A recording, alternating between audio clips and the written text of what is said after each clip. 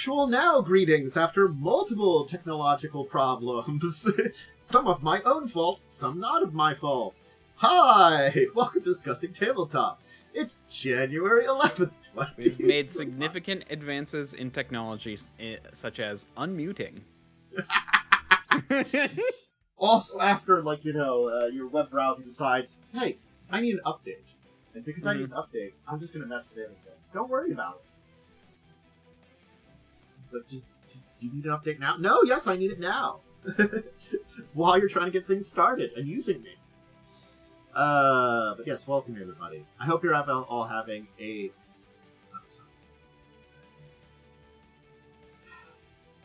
That's me trying to check things with after the restart of stuff. And of course it goes over the top. I keep forgetting that that's an issue. Welcome, though. How's everybody doing? How... Brain works somewhat not well. I'm doing good. I've spoken some English. Anyway. Let's get into it before my brain breaks any more than it already has, because I swear if I push it anymore, it's probably just going to be like... it's that thing that a lot of, little stuff happen, and, it messes with your brain, your ability to, think. I think that's what's happened to me. It's sort of like, a bunch of little things happen. Brain wake! Hi, we're going to talk about the Monster Manual 2024. So, for once, I watched the entire video that Wizards put out on this. Normally, I watch highlights for part of that video, but this time, I watched the full thing. So, I can give that as a thumbs up to something that I did this time. Have you checked up on anything? I have not. I've been busy prepping for the game I just was in earlier today. Yeah. Makes sense. So, Wizards has talked about D&D 2024, it being out. We know some things about it, that kind of stuff. So, I will go over some of the details I do know about it. Let me link their 2 articles about it to chat. Also, let me put the docket into chat, because I haven't done that yet. I wonder when I'm getting this, because I technically ordered it already. That one... Oh wait, it's February, isn't it? Never mind. Yes, so it's not coming out yet, but we do have all this information about it. So about the changes and things like that. So, I mean, here's what I'm going to say. Mid-February. Okay, they're doing this, I feel like, a little bit more ahead than they did with the DMG. There are some really great things they talk about, mind you, in the way they present this. Great on that. Okay, cool.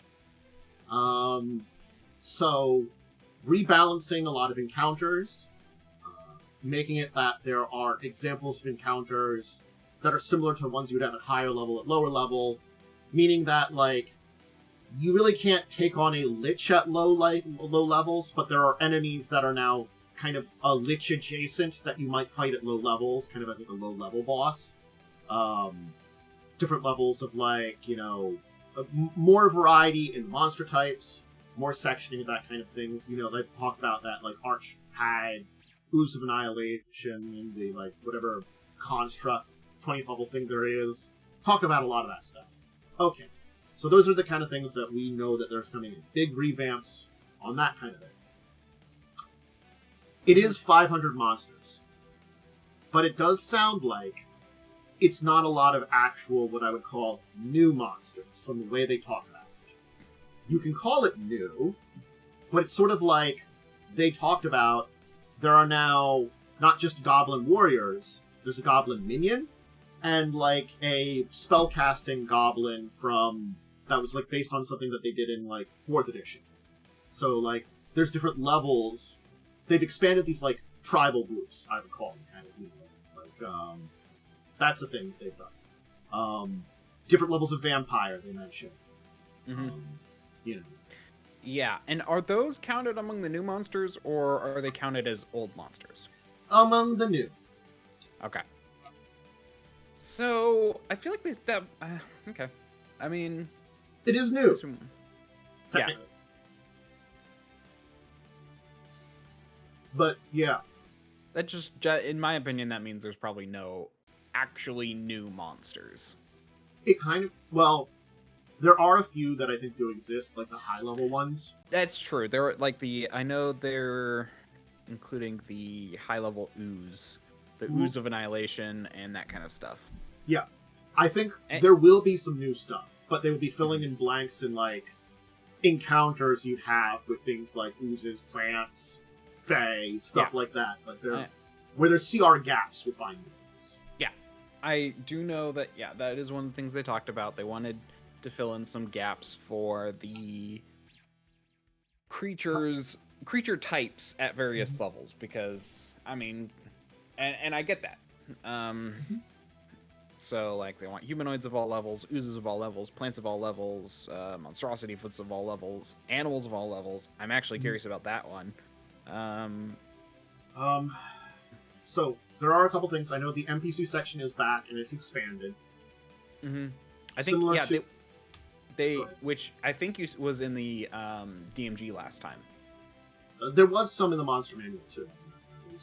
Oh yeah, that was a very small section in the back. Well, they're expanding that.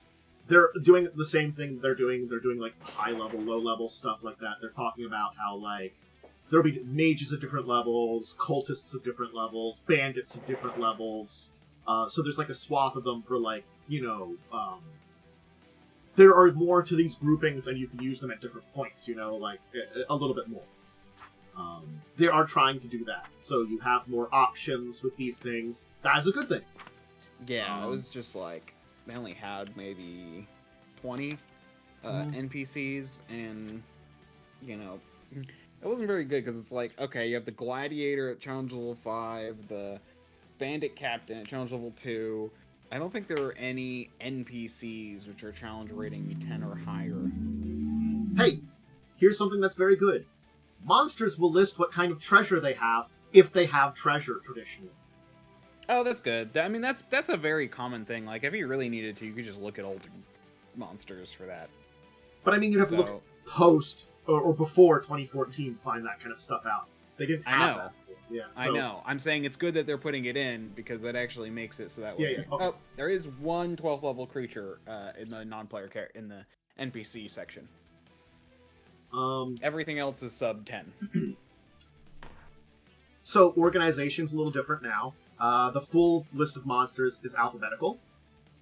So, like, if you're going to look for Pit Fiend, you look under P, not, like, Devil or Demon or anything like that. I vastly prefer that. I always hate, like, in Pathfinder, I'm, like, trying to look for a demon, and I'm like, okay, well, no, I'm trying to look for something, and I'm like, oh, does it fall under animal, or does it fall under, bear?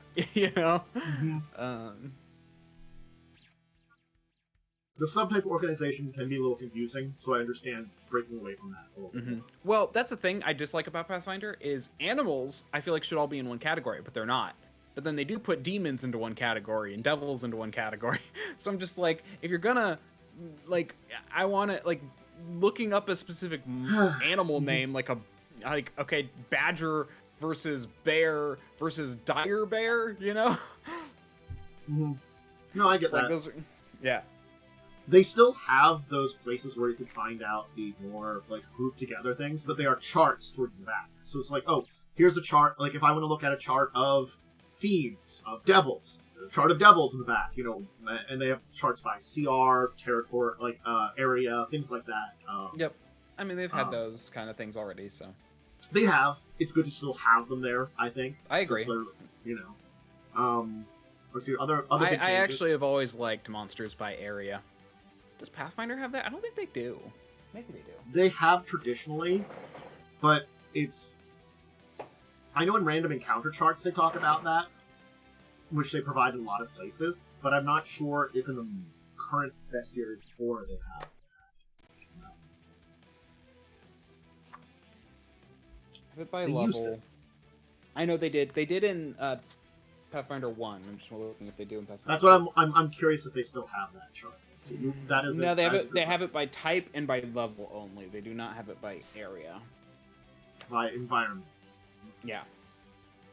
Well, they also might like allow for more like areas and things. How lovely it is. To be fair, I think it's also kind of up to you, but it's also kind of nice. I will grant that. I do think it's nice too. Because I'll put a frost wolf into the middle of the desert. I could explain it if I needed to. Why is this here? Cameras. Sorry. I opened up a book to like look at it, and that goes the cameras. Yeah, thank you, Lays. So they've also done a couple of other things that we can talk about that are what I think would be considered positive changes. Well, I wouldn't say changes. So they have focused a lot more on understanding how monsters work in a lot of the ways they present things. That's good. I think that's something that 5e had walked away from, at least in 2014, which had been in older editions a lot of times, where like understanding how the monsters work, why they're doing things and stuff like that, and coming back with some motivations. They've done this in a couple of ways. They do present like some basic ideas for if monsters are hostile, how they work. If they're non-hostile, this is how they work. They've also done things like every monster comes with like a little subtitle now, like a little like phrase that describes it. So if you're just looking at a monster and the name, you can see what something describes it to give you an idea about what that monster is, which might help if you're unfamiliar with the name. Like, there are some crazy names that are not, like, common knowledge in D&D and fantasy RPGs. So if it's your first fantasy RPG and someone's going against, like, a Grick, you're like, what the fuck is a Grick? You know? What the heck's a Grick? What? No, they'd be like, what is a Grike? That you're not wrong. So these are all very good things that they've done to improve monsters. So, again, there's a lot of good stuff, it sounds like, here. Mm-hmm. It also sounded like from the video, they're like, we were planning to do this one last. And I'm like, maybe you were. I feel like they should have been a month after each other. I agree. If at most. This is a couple months out from DMG. Yeah, and the worst part is I'm still not happy with the player's handbook. So it's kind of just like, part of me is like, oh cool, we'll have updated monsters that I can use with the old player characters. The old. That's kind of almost how I feel about it, because it's just like. Yeah, I think, again, it's that entire thing that it seems as though from the player's handbook, there were some really great ideas and some really bad ideas, and most people are taking what they want and basically adding edits to their games, cobbling. The DMG sounds like it was fine. It's better than the previous DMG by far, because the previous DMG just sucked, so it's sort of like, it's not a great DMG, it's okay, but, we didn't have much before. So it's like, that's the one I still think I could probably recommend. Yeah, I mean, there were a few things in the new DMG which people were hoping we'd have more of, or more expanded upon more than they did. Like, for example, magic item prices. I know it's literally, I remember just in Joe's game last week, I mentioned that they have item prices in the DMG, and Forever DM was like, oh yeah, oh they do, oh that's cool, and I'm like, yeah, this is what it is, and he's like, that's stupid. Mm-hmm. I think also crafting, it's cool that's in there, but I kind of agree. It's again, if you don't know the crafting in the new DMG, they did an Unearthed Arcana with crafting a while before, and it's basically the same rules as they put there, which was fine crafting. It's not bad, but it's not like it's a very simple system. Very simple. I saw a video, I think Momo maybe posted it in your channel or something, about how, or maybe I found it on my own, I don't remember. But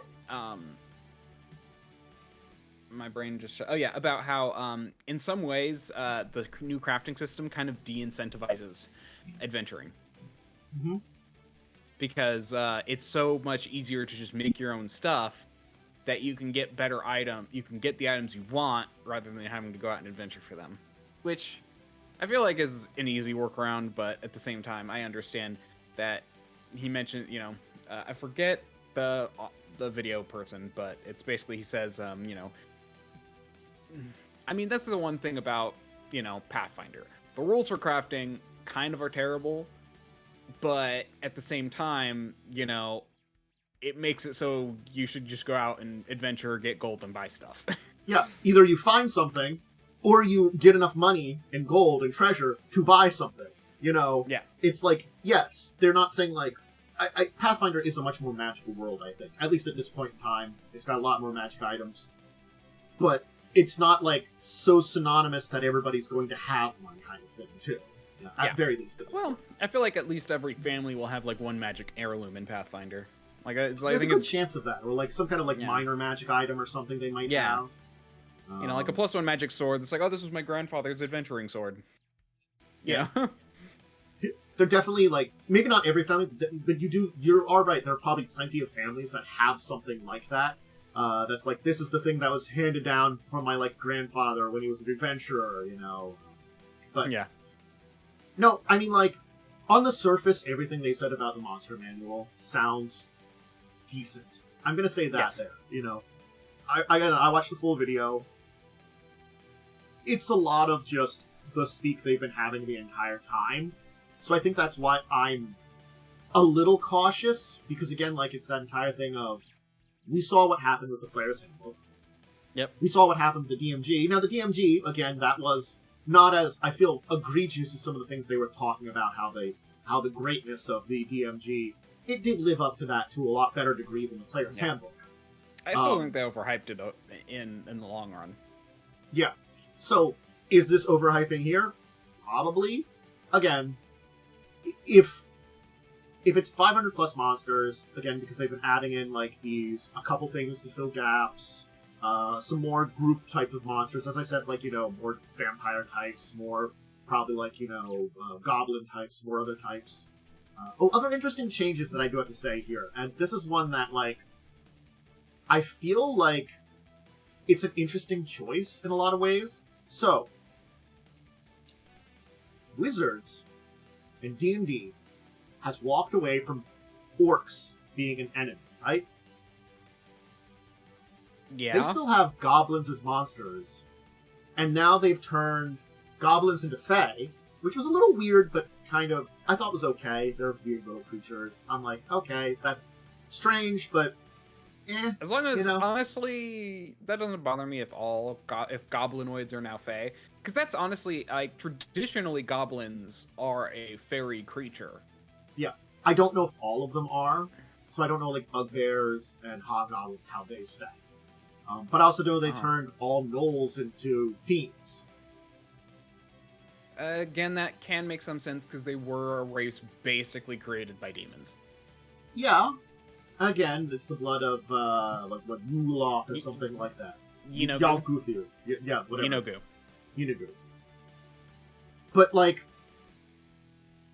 it is interesting to see them. I like gnolls, that's why I know that. Yeah, in a lot of ways, they'll be portrayed in this kind of way, even though there's plenty of people that would play, honestly, either of them, but orcs are now, like, the reformed one in the group that is kind of there.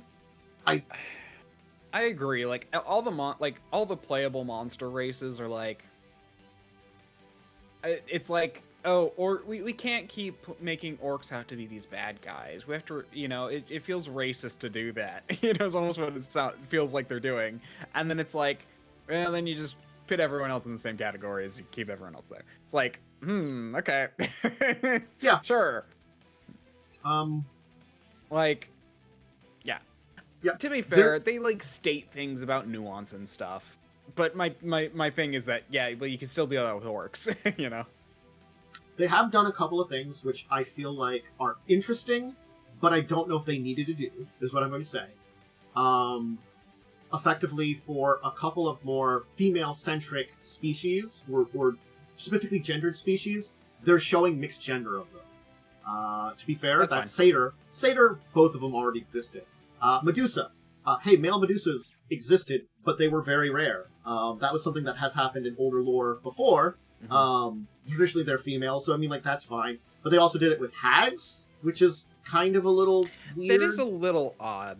I agree, because but, okay. There is a whole thing about the idea that, like, there are a lot of, like, evil female creatures, and I totally get it. My only hope is that if they did a male Banshee, they called it a Farshee. Well, apparently they did something where they turned Incubus and a Succubus into two different things, and now they don't have a gender specifically to them. They're just two different creatures instead of, like, one's a male and one's a female, which I thought was more interesting too. That's interesting. Why don't you just combine them back into one and just say... I'm not gonna lie.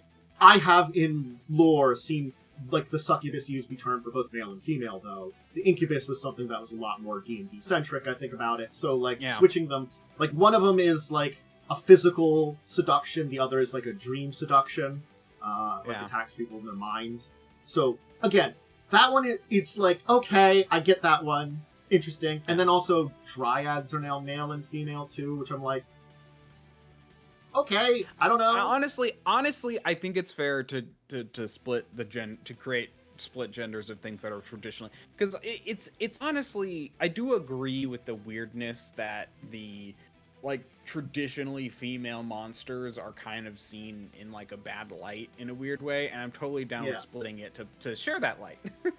Again, but I think there was also traditionally male monsters too, and it's sort of like you're doing the same for both of them, and I'm like, yeah, okay. I mean, it's sort of like you can create monsters of any gender, then that's fine. But, like, you know, I think it's the thing is, because they were originally that centric, I would hope they would, which they're probably not going to do, add something into the lore about that. Like, I always thought it was interesting that in old lore, male Medusas were more rare and were usually more dangerous, you know? And stuff like that, for various reasons and stuff like that. And there was a male Medusa in, like, the, what are the books they did? The Prince of something or other. What the heck was the adventure they did? I can't remember. I can't remember off the top of my head, but there was a male Medusa in there. So it's like, it's things like that, like, yeah, they do exist, you know, and again, it's not me, I'm not against them existing. It's just sort of like... It's called the Madar. Yeah. I think they just made it more just an actual Medusa, because they were much more separate in, like, second edition. And I think they made them a lot more combined by the time they did the 5th edition, which I think is fine, too. They don't have to be kind of really different. Okay. They have not made a Madar in 5th edition. So 5th edition, it's only in 1, 2, and 3. Let's see if I can find the name of it. Marilos Ermeli in Prince of Apocalypse. I'll put this name in the chat so you can see it stuff. Yeah. But he's from Prince of Apocalypse, and he was a male Medusa. It's sort of like, there are ones that, like, again, oh, okay. So hobgoblins have been considered fae as of monsters in the multiverse. I didn't know that. So that's why goblins are considered that now, too. Okay. I mean, again, that's a little weird one. It's like, whatever, though. It's fine. But again, I would like for them to, like, maybe explore that lore-wise, that they're probably not going to, why they're doing this, and, like, you know, maybe that these are rarer, these could be something like a special kind of thing, a little more dangerous kind of thing, you know, where they switch these genders of these things that are a lot more gendered, where there's, like, a good reason behind it. Like, add into the lore behind these things, and the reasons for these, like, ways that you're changing it from the way it's been, and it's a lot cooler than, I just did it because of inclusion, you know. It does have a rightness to that, you know. You know, again, I think it's fine. I just would like a little bit more that I doubt they're going to do. Maybe they'll do that, you know? D&D probably will not, just because of the number of settings they have. Even though they only focus on one setting at a time. But, they totally could do it in the one setting. But it's just hard when it's like, I mean, I mean, remember when Dragonborn suddenly had existed for all time? They don't, well, it's like they don't talk about a lot of things. They just do stuff, and like, Yeah. I understand. It's fine for new people. New people don't live with that. But like for a lot of the older people, which they do have to respect too, we want to know why these changes are happening sometimes. Yeah, I mean, see, here's the thing. I don't expect it from D&D. They've never done it in D&D, so I don't expect it from D&D. Pathfinder has done it every time, so I expect it from Pathfinder. Yeah. I think it's because I get spoiled by Pathfinder doing that so much, being like, hey, we did something like that changed some of our lore. Here's why. We're just giving a reason in game. You're welcome.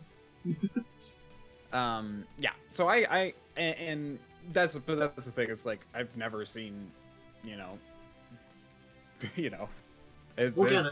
D&D has never done that. It's like they're like, hey, we don't have to explain it. We just have to give you tools. I mean, that's kind of their attitude. I feel like that's good and bad because a lot of times they do make worlds a lot, and like when they make books or settings or stuff like that, that's making worlds. But I feel like that non-committal attitude is why we complain about Spelljammer, Plane Shift, and the Dragonlance stuff that they did, because they're all kind of weak and not there because they half-assed them. And that's the thing is like the worlds were a big part of it. I mean, I'm playing I'm literally joined a Spelljammer game today, and it's like I'm surprised at the amount of lore in these places. However, there's also a lot of nothing. It's like I actually, I was looking up Tinker Gnome for my character because I made a Tinker Gnome for that game, and basically it's the same information reiterated about 6 times across different books. Like I bought every book that had mentioned them so that way I could research them properly, and there really is no extra information beyond like a few little things. So it's like they've kind of never been super thorough, and they've always been like make the rest up yourself. That's AD&D TSR. TSR was a mess with books. I'm not gonna lie. Yeah. TSR was even worse than Wizards is. Wizards for the 3rd and 4th edition era felt like they retconned a lot of that stuff in TSR, and now by 5th edition they're like, well, maybe TSR had some great ideas. Actually, that does remind me, though. Wait, no. Maybe I'm not joking about it. Go ahead. Yeah, there was one annoying thing I'd ask my GM what it is, which one it was, because in one place it says that Mount Nevermind on Krynn is a spelljamming port, and in one place it said it wasn't. Some of those things about, like, I think it's sort of like maybe implied to be like a secret port or something like that. I don't know. It's weird. Except in the one place where it said it, it's like, oh, this is a major port. And then in the other place it said, oh, there are only 2 ports, and then go on to like basically say there are only 2 ports and going anywhere else is illegal. Yeah, so it's just sometimes these kind of things happen. But before I finished, they did talk about specifically for monsters, dragons too. So they did some interesting things with dragons. I'll just keep that pretty simple because it does help with that. Dragons have spellcasting, except for white dragons, because I think very old white dragons get some spellcasting. That's basically it. Was basically, to be fair, white dragons are the dumb dragons. So yeah. It was a lot of like there was an optional apparently thing in like 2014 about dragon spellcasting, but they actually just built into it now. That's fair. I mean, as weird as it sounds, it's actually optional in Pathfinder too. Yeah. They revamped a lot of their abilities, so effectively it's like they balance them out so if you're using an ability, it doesn't feel weaker than any other ability. And this is not just for dragons, they do this for a lot of monsters, where, like, the monster would have, like, the signature move, which was the best move it had.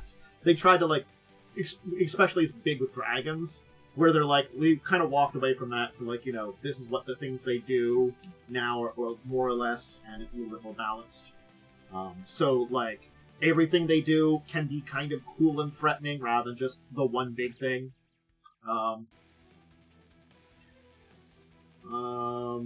They kind of move around how their legendary and layer actions work a little bit, kind of more integrating them with them. Yeah, ancient in the old version, ancient white dragons have an intelligence of 10. There are the dumb ones. The smirk. uh,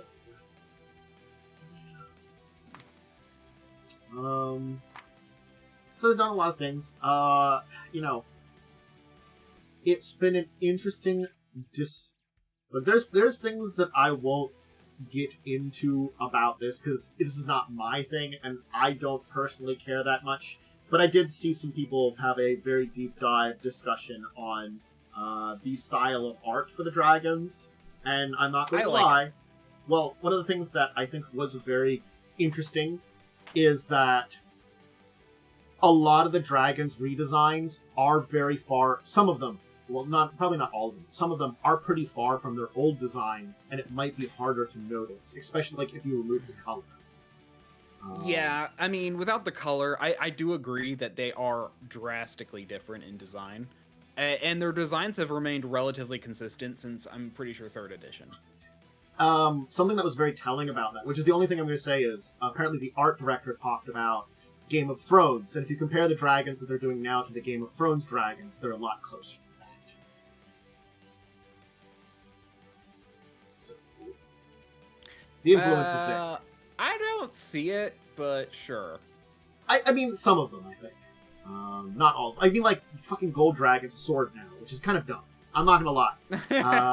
It's more a mixture of their old design, Eastern Dragon and Western Dragon is the idea. The thing is, we used to have the Long Dragons as dragons in D&D, but since now we have Gold Dragon being Eastern Dragon, we probably might be able to back it. We probably will, because the Gold Dragon isn't supposed to be a separate type. It's supposed to be kind of a mixture. I don't know.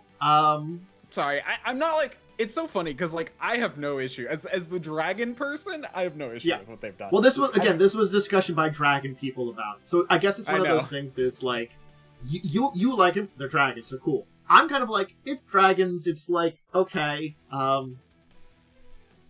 haven't seen enough of them to know how, like, much they match the iconic designs. But, you know, not a lot. Honestly, I feel like they basically kept some of the most basic features the same and switched it up. That doesn't bother me though.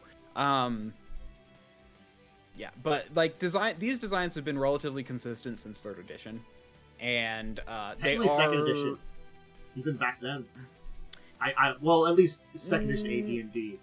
The art that I got one of the monster manuals from them. They're pretty consistent. I don't know before 2nd edition AD&D. I'm actually looking at the different dragons right now, and 2nd edition, nah. Well, there were some changes between those, but they're yeah. I will have to check the... Yeah, the official art for them is a little weird at that point, but... Okay, yeah, that was a little different back then, too. Yeah. Interestingly enough, I'm going to say this now. Like, if you look at Silver Dragon, 1st edition is closer to 3rd edition than 2nd edition was. 2nd edition, they kind of made the Silver Dragon look like a white dragon, which is weird. I'm not going to lie. That's what I thought it was when I first glanced at that one. I forgot that one was so weird looking. Yeah, but I can see why some people would be upset by the dragon changes. But it's as someone who's never been like I actually think it's cool that they're building I like the fact that they're putting as someone who understands like the background of the bronze dragon, let's say, because it's one that and how they made it kind of a and they made it kind of fish-like, knowing that it's actually a dragon that spends more time swimming than flying makes me go like, oh, that's cool. But yeah, like they kept some basic stuff, like the whole change with the kind of more skull head for the black dragon. It's supposed to be that it's like scales are melting away from its powerful acid. I mean, yeah. Also, oh no, hey, the black dragon. It now works with undead rather than reptilian creatures in the swamps. Okay. Undead love it. It's a proto Dracovich now. Okay. Again, I don't see a problem here. It's just, and this is the thing. Well, for me, that's like, that feels like, again, it's this weird spot where I don't really also care too much, but it's sort of like, it feels like steps away from what people are used to, and I think that's where I find a little bit annoyance with that. It's sort of like, it's like I guess that's fine, but why? You know, I think that's my brain thinks about it. It's like, why? I like the chunky white dragon. I think it's kind of fun. And it's also kind of almost like furry, which is kind of cool. Well, again, the other thing I can say about it is it sounds like what they did is they got a bunch of people to design dragons, and then they assigned those dragons to the types, rather than, you know, picking people inspired by those types. And I think that's why they feel a little too different for some people. I think what you should have done is have, like, do something inspired on this. Go at your own pace. Make your own thing, you know. But I think it just sounds like not the best art direction for, you know. So, for most of us, it's probably going to be just fine, but definitely it's like, I can understand people who don't. I'm just of the opinion of, like, why? I understand, like, they are loosely inspired on their old versions, but they are drastic updates. Yeah, like, which we haven't had since second edition, but second edition was a mess. So yeah. There's the Monster Manual 2024 as far as we know it. We'll probably get some more updates in the upcoming weeks before it's released. It's about a month away, so yeah, a little over a month. Hey, Paizos has some books to talk about. So the first off, I want to talk about the two upcoming books they've announced, and then I want to talk about one of the books that's coming out a little bit. Here's an article about their announced books. That's not by them, but I'm sure we can find it on their website. So they announced two books here. Treasure Vault Remastered. That's from 2023. It's in their second edition remaster. You've called it here. We're getting more remasters. We had the Gears and Guns. We're now getting the Treasure Vault. So we're getting a lot of their magic items done. Again, this is also one that I feel like is kind of like integral to kind of things in a lot of ways, because there's probably a whole bunch of magic items that are very inspired by stuff in, you know, a certain other game that, you know, maybe you have to change them. And people like their magic items. It's weird because, like, the thing is I feel like they're gonna have to change some of their other books if they want to reprint them under the Orc license, or they're gonna have to change their lore books for names if they want to reprint them under the new license, and they're gonna have to change their item book, both for names, but I feel like they're gonna have to change their rule books for the new kind of updated rules. If they're going to, so it's like, because there's kind of two things they have to change, so I feel like they're gonna have to go through everything at some point. It's interesting because the other side of that is the new Lost Omens book we're getting at the Shining Kingdoms, which is not necessarily a bad area to focus on, but it is an area that we have had a lot of lore on before. Five Kings Mountain had an adventure path about it. Kionen's going to have an adventure about it. Taldor has also had, no, granted that was first edition, has had an adventure path about it. And then Andor and Druma, Galt, we know a lot of information about them. This is like, it is the core of, like, I guess, Inner Sea civilization, which is our very traditional European-centric fantasy region. So it makes sense that they want to do something updated on it, but I'm curious if it's just as you talked about, because they have to do little changes here and there. Maybe there is stuff in here they do change. Maybe. Yeah, who knows? But it was an interesting one that they're getting soon.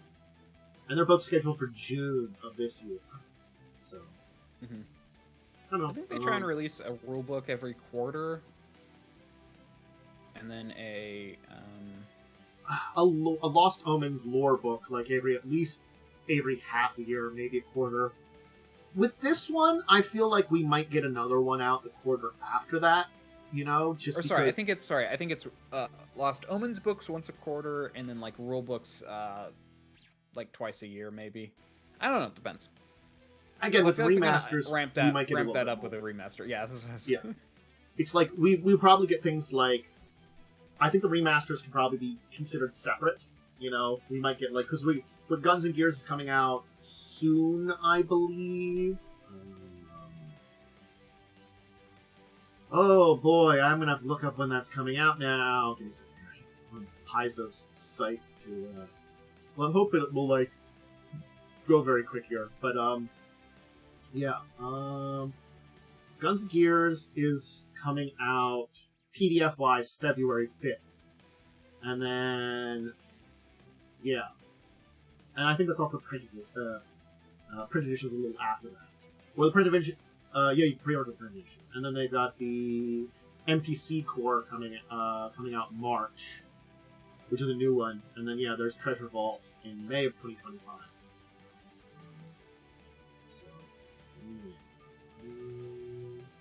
So, yeah. If I had to guess, does the Shining Kingdoms include like High Helm? I think it does. High Helm is one of the It's in Kyonin, I think. Five King Mountains, I think. Technically. Because Five King Mountains are in between Druma and Doran. They're in that middle of that mountain range in between. Yeah, there it is. Yeah, I found it. Yeah. Anyway, what I'm kind of hoping is they release a specific one, such as like basically one in the Europe area, and then they release one that's kind of more of a Outland. And then other one, like I want them to expand more on the other stuff. I understand that, like, you know, TNZ now has like a good basis, even though it's you know, it's not nearly as detailed. But they're definitely keeping Avestan as like their main area, along with a little bit of Garund. Yeah, well, it's like they have the Mwangi Expanse area, and the Mwangi Expanse book, which is it's a really good book for the entire region there. But Northern Garund is not just the Mwangi Expanse. There's like the northern coast. They have a separate book. They do have a separate book for the Impossible Inner Kingdoms. Sea. Or yeah, the Impossible Kingdoms. Yeah, that's the one. Yeah, which is Absalon, next Geb, those ones, and Kelish. So it's like kind of that area. So they do have like books for those areas, but I still see all of that as kind of like their Europe. I want to see like once a year, maybe at least, like TNZ, Arcadia, Lower Garund, Kazmaroon, Sarasan. The other continents that we haven't heard a lot about, the other parts of the roots. Yeah, it's like even like Kazmaroon. We have a book on Foudra. I think we do. I believe we do. A bit of a book on Foudra. Not in 2E. I think they're maybe in 1E. Yeah, I can remember if it was just...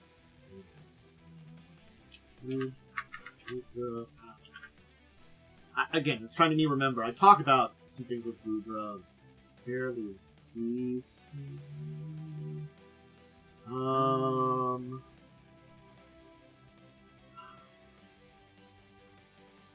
Foudra the Impossible Kingdom... Where was it? There was a book that I was thinking about that they were talking about, and I can't remember it now. This is why I leave mass amounts of notes, because I can then go into these areas and be like, there's the book I'm looking for. What is this called? This might be the Impossible Kingdoms. It's the Impossible Lands. Okay. That's second edition. So, yeah. But yeah, the Impossible Lands... Because they talk about... Because they do talk about... Kelish, and I think they do maybe bring up Foudra. I just don't feel like they... Yeah, it's Alkenstar, Bopan, Geb, Jalamaray, Manarace, and Nyx are the names of the Impossible Lands. But you can't get away without that because Bopan is Voudran culture, just because of connections with them, because they were settled by Voudran people. So it's sort of like, I think that's where my remembrance of the connections. So we have had talk about them, and we have had books about them. But I think you are correct. We haven't had any, like, a major book on that region would be cool, because that's basically, like, it's their version of an India. But there's a lot of really cool stuff that happens in Vudra that I would love them to explore. Mm-hmm. That's kind of like, TNZ is their version of Asia. And, you know, like, there's a lot of cultures that do have similarities to cultures of our own. Remember, we're in a multiverse, and it's sort of like, it's a world that's like, it's kind of like how Forgotten Realms is connected to Galarian through Earth. Yeah. And they're all kind of the same planet, but also different places. The continents are very similar there. Hey, you know, the southern side of the Inner Sea is basically North Africa, the Syrian, where the Egyptian gods went to when Egypt stopped worshipping them. Yeah. Actually, I do find it interesting because that TNZ is kind of a mixture of Japanese and Chinese culture. There's actually, I've read up on the ones that are the Mongolians too, and the people that are much more Korean based already. I've read into them. Okay, yeah, just Asian culture in general. Sorry. Yeah. But yes, there is a very, because Minkai is a very heavy influence there as one of the major nations, and that's their version of Japan. And then the Imperial Longhua, which was the big empire that fell apart, was effectively China. That had conquered pretty much most of the continent. That does say there is that heavy influence there, definitely. Yeah, these cultures. I mean, I wouldn't be surprised if they had some Vietnamese culture and stuff in here too. They might. I haven't gone through all the nations. I've been going through them with videos and stuff. And, that might be southern TNZ too, though, where that would be kind of Southeast Asian areas. But no, there's a lot of interesting. Touch on it. Yeah, they touch on a lot of different interesting cultures, and a mixture of cultures, too. That it feels like a region that's evolved a lot, that has some cultural similarities, but also has some very interesting uniqueness to it. That I do like the way they go about it. The connections to what we know, but it's just a little bit like...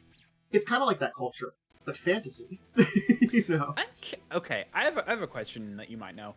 So there's Vudra, which is clearly the India, but do they have anything for the rest of Kazamaroon, like a name? Because I'm looking at their map, they don't even have a name anywhere else outside of Vudra. Habitus, but we don't know the exact words of Habitus. We also know that like northern Kazamaron, there's not a lot there. There's Iboria was up there. That makes sense. That's kind of. But Iboria also then died to horrible plagues, but there's still some city-states up there in its wake.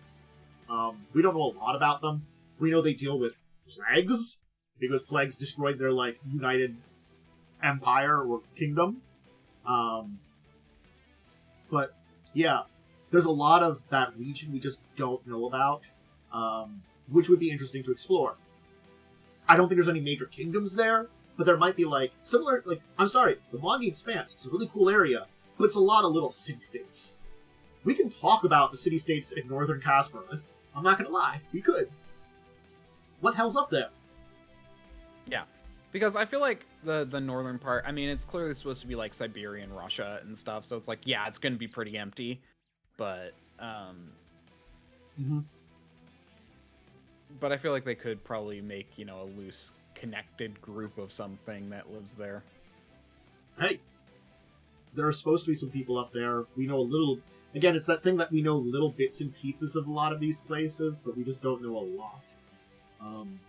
There are other kingdoms that we've heard about that would be really cool to explore, like anything with Capatesh. Can't remember its name now, but they've got their own version of like Greece with like hero gods and stuff like that. That's really cool. That's on the edge. I think technically it's in Kazamaron.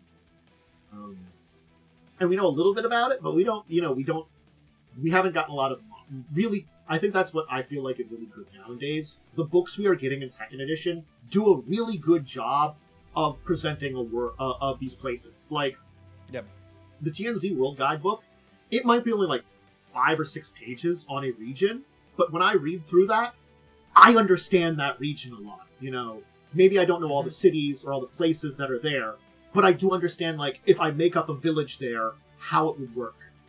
Yeah. I mean, yeah, you don't need, like, high detail. You just need to give strokes so that way you can figure it out. Yeah. I think they do a very good job nowadays with all these things. The other thing I did want to kind of shout out on the side of this Pathfinder kind of topic, as we kind of got a little side topic here, but not bad, is that we do have the Rival Academies, which is coming out relatively soon-ish, I think. I saw January 7th. They're saying March 5th for pre-order for the print. They might have pushed Where did I see that January 7th then? Maybe that was for something else. That could have been for something else. Yeah, that definitely says March. This one I'm interested in because though it's supposed to be like a specific, I guess I like to know more about these magical academies. I think that's an important thing because we know they exist, but we have not been presented a lot of how these academies work in a lot of ways. And I think that does tell you a lot about how fields of magical study and stuff work in this world. And I would like to know more about, we know about these, like, major colleges and stuff. Like, the College of Lepidstadt is one I basically know about. It's a college. It has professors. They teach classes there. Is it very much like... Is it a lot like the college we know? Or is it something different? Magambaya's Wizards. That's a really cool place that I'd love to know more about, And knowing about these academies sounds like a really cool thing. Also, I'm dumb. That was just the date of an article that came out about it on Paizos' website. So I completely just misunderstood. I saw January 7th in the book name, and I was like, huh. But no, they're just talking about the book. Yeah. So, well, those are the Pathfinder stuff. I'm looking forward to a lot of this stuff. I think the one that I am looking forward to it, but it is the one that I'm like, probably the least excited is the Shining Kingdoms one, just because, again, I think I can say it there is, like, we have talked about a lot of those kingdoms before. Certainly speaking with a lot of the stuff that's happened, some updates wouldn't be bad, because they are, like, the core of the Inner Sea region. So, maybe that's why we're getting it. The God's Reign happened. Some shit's going down.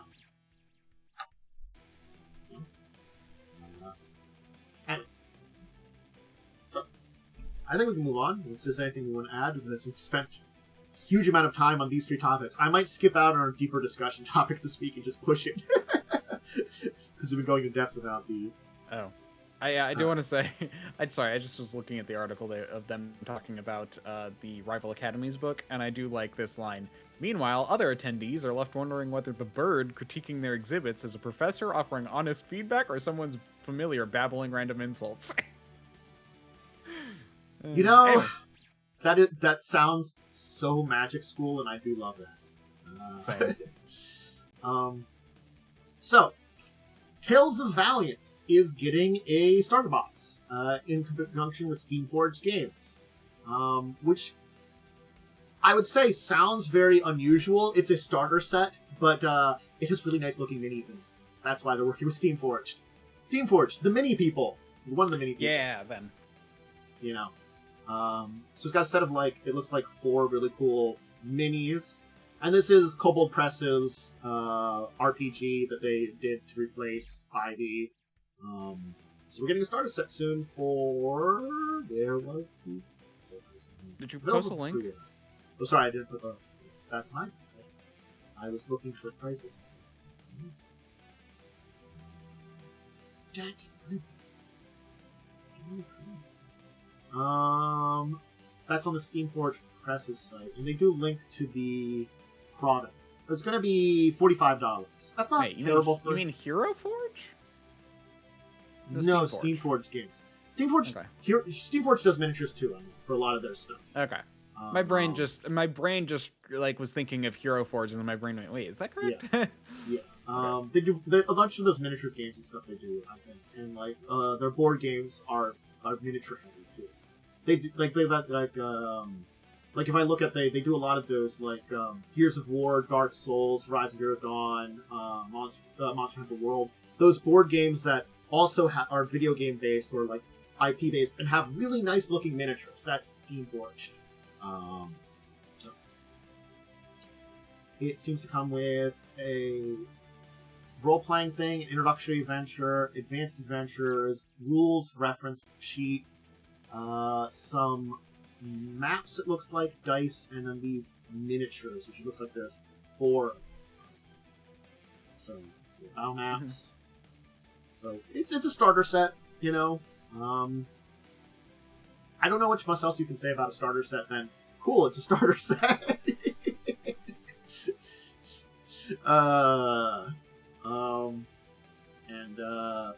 I guess if you want to try out this Cobalt Press's answer to 5e, this would be a good chance to do it.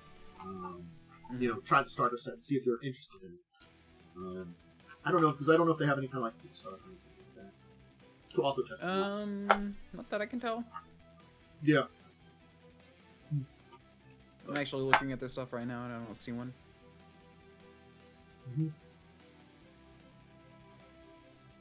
So good times. They do have a conversion guide. Ooh. For D&D. They probably need that because they put out so many 5e products. It's basically like, hey, all our products we did before, you convert them to a new game.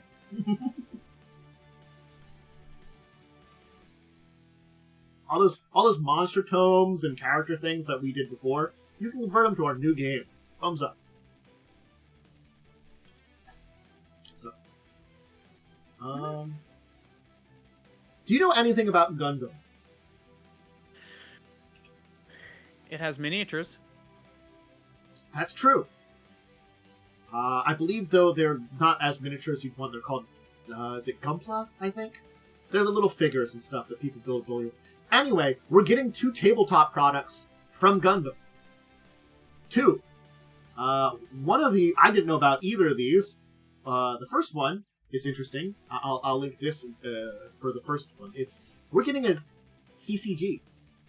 And they've announced their first like booster set, and I'm like, I didn't even know you had the first one, because the first one's coming out soon. These new ones are releasing in July of this year, 2025. I mean, hey, now's a good time to release a TTRPG with magic shooting itself in the foot. We'll see how it goes this year with magic. So I guess it's like, I'm assuming it's Gundams, pilots, people in command, and base cards are like the 4 main types of cards, it feels like. And, you know, I think that's an interesting thing of like, I can combine this Gundam from this series with this pilot from this series for like special abilities. That's kind of neat. I can mix and match my different Gundam series for my own Gundam weird fiction kind of thing. Which feels a lot like Magic's doing with Universes Beyond, but it's within the Gundam sphere of things, even though many of them aren't connected together, but some of them are. It feels a little weird. But anyway, yeah. They link to the other one I wanted to talk about at the bottom of this article here, which is that they're doing a miniatures game also. So of the 2 of these products, the miniatures game sounds a lot better because it's little fighting robots. It's fighting robots. They're not that little, but, you know, building a fighting robot team in a miniatures game in a, like, fighting robot anime sounds appropriate, you know? Yeah. I didn't know this was going to be the year of Gundam. That's such a weird thing to think about. At least for tabletop-related stuff. So, yeah. I don't know. I hope them well on both of their products. I'm not the biggest Gundam fan, but it's interesting to see that at least they're putting some stuff behind it. So yeah. I mean, this is honestly the first thing I've heard of Gundam for a long time. They had a competitive game like a year or 2 ago, which I heard someone recently talk about it, that like it started out really well, but like they didn't really get support for it. So the game kind of fell apart because it really needed that. And they basically did a lot of like, this is just a reskin, rather than like, you know, put in like actual other Gundam models, which is what people really like. So, you know. Interesting. A lot of crap like that just kind of killed the... There's probably more details to that, but someone can look up the death of the Gundam. I guess it would be like a Gundam hero shooter. It was very like, it was Gundam, but like Overwatch. coded. Those are hero shooters, right? I think. Overwatch. Oh yeah, like a competitive. Yeah. I think they call them a hero shooter. That's one of those things. It's a type of game I don't really play, so I don't really know a lot about it. Yeah, it's a hero shooter. You're right. Overwatch, Marvel Rivals are hero shooters. I've honestly never been as much as I want to try Marvel Rivals. I've actually mentioned it a few times, and I just don't care. You know, it's the thing that like, if a bunch of people I knew was like, "Hey, we need I don't know how many people they need, like 5 or 6, I think 6 on the team. We need our 6th. Can you get the game and come in here and join us as a 6th?" I'd be like, you know what? I'm going to be terrible, but sure. You know, it's that kind of thing. I could play it with people, but on my own, I don't. So, this just to make me feel extra old. Hey, Catan, Settlers of Catan, it's getting its 6th edition. 6 editions of this classic board game that brought the European-style board games to our shores. Neat. I mean, it's neat, and it does look like from the display they've done some things to make the game better. It's still Catan. It's just streamlined. You know, they just add a little card for people so they can see like what things do, like the building costs.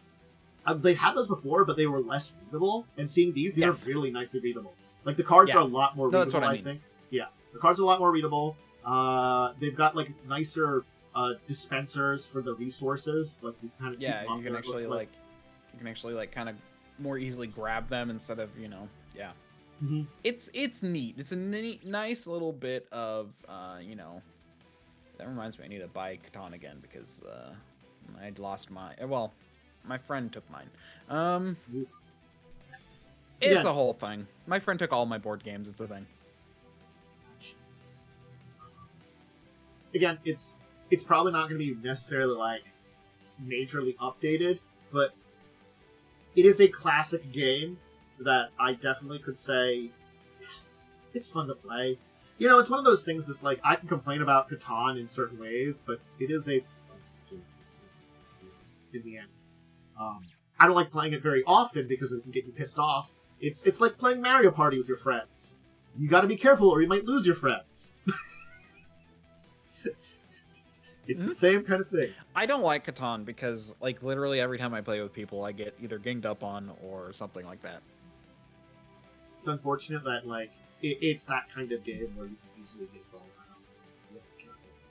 It's where I try to just keep things, like, loose when I play Catan, you know, and just be like, I'll have fun, do my thing over here, whee! Mm-hmm. You know? I won once, and it was because, like, the one number, the 2 numbers that I had wheat on, were rolled so much that I just like was flooding with stuff. That's why I if I ever play Catan, I always try and get as much wheat as possible, because it's the only time it ever worked for me, even though it was basically just luck. You get a 2-to-1 wheat port, and then you're set.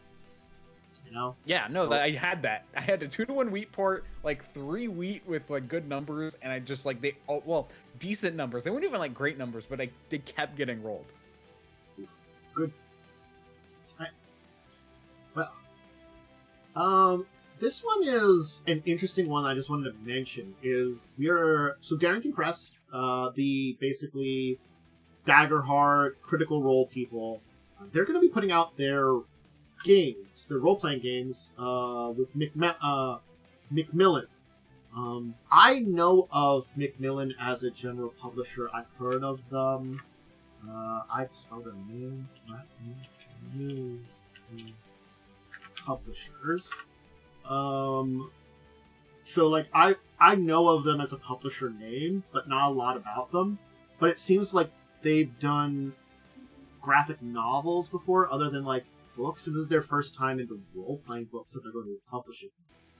And that's kind of interesting that the thing is, like, when we look at a lot of role-playing games, they're either a lot more self-published, or like things like you get like larger companies, like Modiphius does a lot of publishing, you know. Yeah. Or some of the bigger names. Not a lot of people get like book companies, like actual like U.S. book people to publish their stuff. I guess there's reasons for that. And it's mostly just because of the way RPGs are distributed. There's a lot of narrow channels and a lot of specific places. You don't go to like your Barnes and Nobles to pick up an RPG book. You go to a hobby store, and that's why these like, you know, the narrowness of where you bookstores basically won't buy them from you. You know, that's why bookstore companies don't publish them for you, because they're not gonna, you know, their distribution channels won't buy what you're selling. I guess because like graphic novels are like, they're not a role-playing book, but they're like a step in that direction from your average books. I guess those channels have opened it that they were willing to kind of take this on, which is kind of interesting. I don't know. Yeah, comic books actually have both. You can find comic books at like a bookstore and at a hobby store. Mm-hmm. So I think maybe they have a little bit more of the setup that would allow for it. So they've gotten into that kind of side of things. Yeah. I know, it's interesting. We'll see how it works out for them. That's the best I can say. Yeah. Hopefully it works out for them. Good luck. As someone who like actually works in like the accounting department at a small company where I can like talk to the salespeople and stuff like every day, I know that like it's literally all about your distribution channels. Like, you will not take on a business if you like won't be able to like sell the product. You also won't promise a product if you can't get it. So they must have, they must have hammered out some kind of deal, you know. Yeah. So well, that's the thing. You can expand your product distribution, and comic book honestly makes sense because they actually have their hands in both. Yeah. So with that kind of like a little bit of the hand book, they do have a direction that does allow them to integrate into this. Yep. So I'm not gonna lie, I wanted to talk about this one because just from the talking about it, this book sounds more important than I don't know if it's going to be. So this is the Lethal Harvest book coming out January 22nd from Catalysts for 6 editions. For Shadowrun. It's a plot book, so it could be for more than just 6th edition. Or, you know, the plot books are usually better for the editions they're in, but again, you could probably play with other ones. This is a weird one because it makes me feel like they're doing stuff from Earth Dawn. Earth Dawn? So, this is a little bit known fact that... I do know there's this weird connection between the two, but continue. Yes. Basically, they're supposed to be the same world. They originally were when they were in the same publishing. But there is still stuff left over in Shadowrun, post the kind of split that connects the lore together. Just because, by the time Catalyst got a hold of it, because, you know, I think, is it FASA? Still has, the new version of FASA still has Earth Dawn. So, like, the two systems are intrinsically connected because of their writing, so I don't think you can disconnect them that way. But they're owned by different people now, which is weird. Anyway, there are horrible nightmare creatures in Earth Dawn that come back, that are connected to the amount of magic that's in the world, that hunt people's dreams. And it sounds like they're going deep into the, like, astral plane, into an area with entities that nightmares are made of. That sounds like they're wandering too deep into the astral plane and finding nightmares, which there's not enough magic in the world of Shadowrun for them to manifest yet. You know, as magic spikes up, they will eventually be able to physically manifest. Yeah, Earth Dawn's supposed to be like the far past, right? Like when the last time magic was around. It's like the second or third world, I think. Yeah. And like it's the 6th world for Shadowrun. Yeah, because the idea is like so 2 times ago when magic was around. I don't know the exact. The worlds are separated in weird ways too. Mm-hmm. So, you know, I don't know. It sounds interesting, but I don't know what they're doing for it. I don't know if it's quite going in that deep. It just is like they're saying that it's like a lot of stuff that will be affecting the 6th world, and I'm like, okay. Sounds like a big plot book. Sounds interesting. What's going on? what is your meta plot that you're adding into the entire thing? Because I'm not gonna lie, Cals has done a decent job over the additions that they've done with the general Shadowrun meta plot. I feel they've pushed it forward in very interesting ways that feel appropriate as they've gone through. I think they did 4th, 5th, and now 6th edition. So since they took over, I think they've done a good job. But and they have evolved the system very well, at least meta-wise. So I'm curious. They've got me interested in what's going on here. I don't know what. Interesting. Yeah. So just like looking at it, what's interesting is so Earth Dawn last had a publication in 2016, in which was published by Vagrant Workshop. But a year before that, FASA published 4th edition. I think FASA, I don't know if FASA still currently owns the rights to it, and they just let some other person publish a version, or what. But let me check. I've got a link to. When was this last post?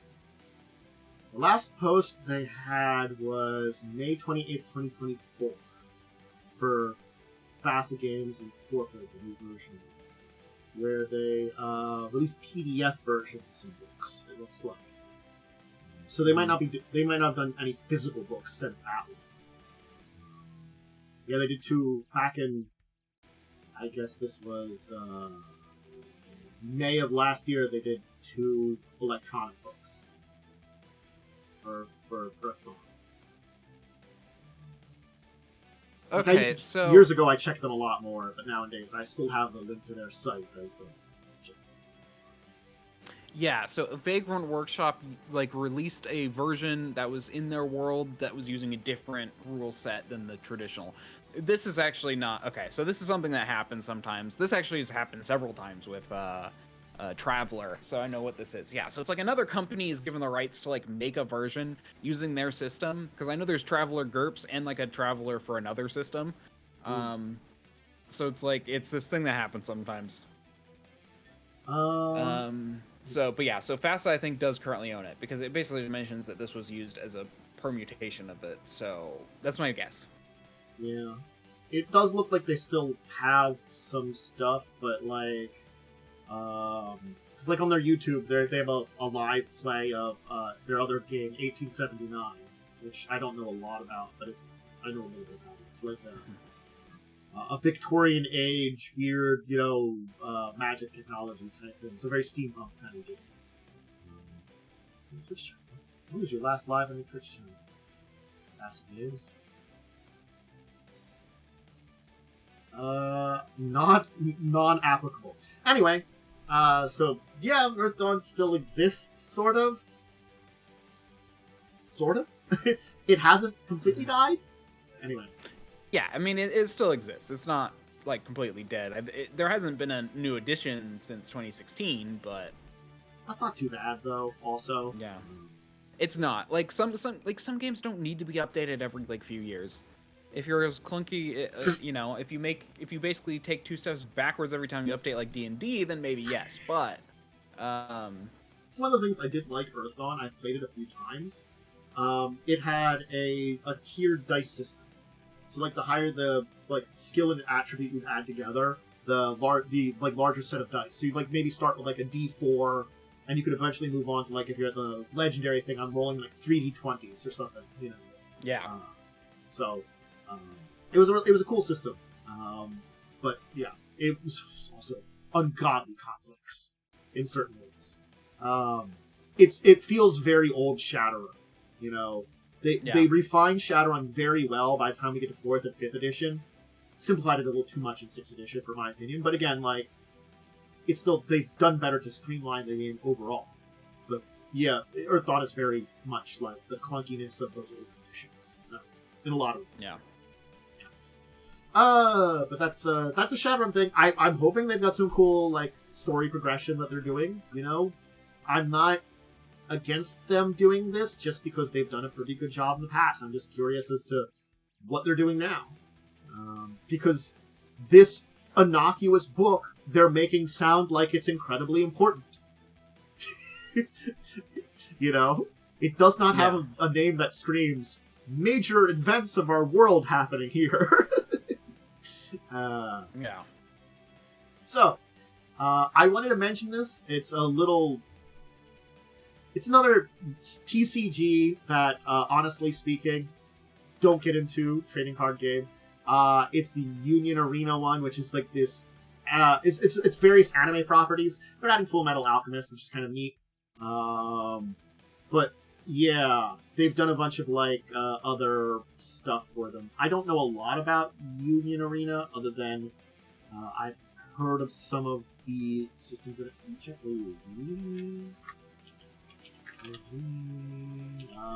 What is your list of honors? Because they've done a lot of different anime in the past, or so far. So I'm just curious as to maybe we can actually load up the website. But we're getting, Full Metal Alchemist in it, which is a series people like. Okay, they've done Jujutsu Kaisen, Bleach, Black Clover, Sword Art Online, Code Geass, Hunter x Hunter, Hunter x Hunter. That seems to be the main ones they've done. A lot of, like... One Punch Man. A lot of Shonen Jump stuff. I wonder if they're connected with the publishers. I'm just curious on that one. But... it's interesting. If you guys how much you like that one. I just wanted to mention it because I do like Full Metal Alchemist. It's a classic. It's actually a classic. Jeez. Time flies. Our final main topic today. So our good friend, the King in Yellow, is going to 1980s Japan. Oh, fun. So coming this year for Call of Cthulhu is the Sutra of Pale Leaves, which is very interesting because I always thought that like a lot of the Call of Cthulhu was set in like the early 1900s, but this is 1980s Japan, the King in Yellow. So this is just... it's set in the 1920s. However, they do have adaptations for modern, sci-fi, medieval. They have like, so they make this kind of stuff a lot. It's a very interesting one to do. I'm not gonna lie. I also feel like they do tend to be very American European centric in a lot of their stories too. So like one that's set in Asia is also kind of interesting. Because we don't hear about a lot about like Cthulhu mythos mixing with Asian mythos very much. So no, because Cthulhu mythos, well, yeah, because Cthulhu mythos has very much Europe. I mean, honestly, it's because of where what's his face, or like New England vibes. It's very New England vibes. Yeah, I mean, to be fair, yeah, I mean, I remember there was like a whole setting book because to like expand it to LA,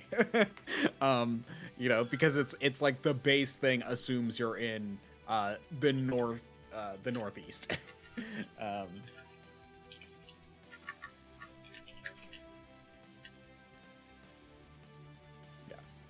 Sorry. Yeah, no, I agree. It's cool. It's fun. It'll be fun to see. The only other time I've seen that mixed was World of Horror that someone put out with the kind of horror rogue-lite that's very Lovecraftian inspired, or Junji Ito / Lovecraft. I remember some people were playing a lot of that back in the day. I don't know if it ever got a full release. So I remember hearing about that many years ago and seeing some people play it in interim. So but that's the last time I've heard of something like that. I mean, you also have like Delta Green, which is kind of, which as far as I'm aware is like Vietnam War and stuff. So it's like that's kind of the closest I think to Asian I've seen a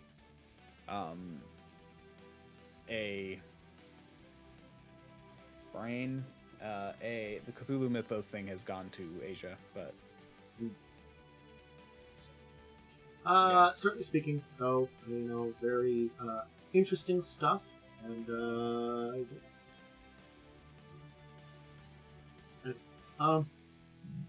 so that's it. Now, I was gonna... those went very quickly afterwards. Yeah, there wasn't a lot. We talked a lot at the beginning, but the rest was fairly basic. Yeah. So, we can talk a little bit about the deeper discussion topic I kind of had an idea for today. And this was going to be one that was a little simple, but I thought was an interesting one to discuss. And it is something that in-game time management as a topic, because this is something that we certainly have encountered in games. And I'm gonna preface this with sometimes in a game you have a general schedule. You know, that happens. This is going to probably be more on the player's side, because I think we've kind of mentioned, like, if the DM's making it that there is a time thing, on you as the DM, you've got to make sure, like, you watch it, speed things up, slow things down as necessary, you know, kind of, you manage the time crunch. So I think that's kind of like, I'm keeping that one just out there to keep, you know, an idea about it. That it is very important for you as the person running the game to basically balance out that time. First and foremost. Yeah. Okay. So now that the DM side of things is handled, you know, you're balancing the time and the schedule appropriately. You know, you're making sure your players have a schedule that they know they have, but you're not, like, you know, beating them in the face with it in certain ways, you know. Now you as players have to manage that time in a way. What are you going to do now that you have that time? That's kind of, I think, the question I kind of wanted to ask you. So, what's really funny about this is that's actually kind of how Ald, the guy in the game that I'm just joined, kind of does it. He basically tells us how long something lasts, and we have to track the time. But yes, I think it's important to have time in games. Like, I as a GM tend to keep a calendar. Interestingly enough, so I actually keep track of, like, how I tend not to keep track of hours unless they are very important, but I will keep track of days. I don't always keep track of, like, days in general, but I do keep things, you know, a very loose about information. I want to make sure I have a basic idea of the time period that's going through, you know. And depending on the game, sometimes I will be more exact, you know. Like, certainly speaking, there are plenty of games that I've had where when time is not as important, I won't track it as hard on the DM side of things. But it is always, I agree with it, it's very good to keep, because the players, you know, you managing your time in-game is important because things are going on around you. That's something that, like, you know, you as the player have to realize the world turns, so to say. Time moves on. Things happen. You may or may not be involved in those things. You know, you might have to watch out for them. Yeah. I mean, part of me wants to, like, shunt that responsibility onto the players. I like giving the players more responsibility over stuff like that. But it really depends on the group, because, I mean, a lot of groups I've played in, a lot of groups I've GM'd for are like, we come and we play during the game and we don't think about anything elsewhere, you know, and that's where it's all like, or you can time manage. And it depends on the game too. Like, D&D, like, is very time loose. Whereas, like, Traveler is very time heavy. I think that is something that's important. It's like certain systems will be more time heavy or loose depending on the system. Yeah. Because, like, ideally you are rolling for how long everything takes in Traveler outside of combat. Which, I mean, you played that with me, so you remember that. I had you guys roll for how long stuff took. You know, and that's honestly what, and I actually like that, because I think it's a better way of handling failures. Because failure, I like the idea of the consequence of time for failures. So it's not like you're picking the lock. It's not, you can try as many times as you want until you succeed, but, you know, how long will that take? That's the real question. Yeah. And that can be a very important question to ask in a game, you know? And that might, sometimes that doesn't make a difference, but sometimes it does. Yeah. And personally, when I run other games in the future, I'm gonna actually steal the Traveler thing and be like, okay, it's a 1d6 times 10 minutes, 1d6 minutes, 1d6 times 10 seconds. That's kind of how Traveler does it. It breaks it down. You, as the GM, determine which time frame it is, and then you roll a d6. Yeah. Yeah, and it's like, I actually might take that for things, like, I think it's a good way of handling it in Pathfinder, where it's like, okay, you're trying to pick a lock. Well, roll 1d6 minutes, and, okay, you failed, you have to roll another d6 minutes. Okay, did it take 5 minutes for you to pick the lock, or 10 minutes for you to pick the lock?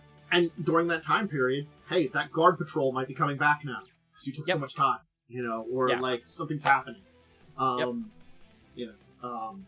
And I think even those small things are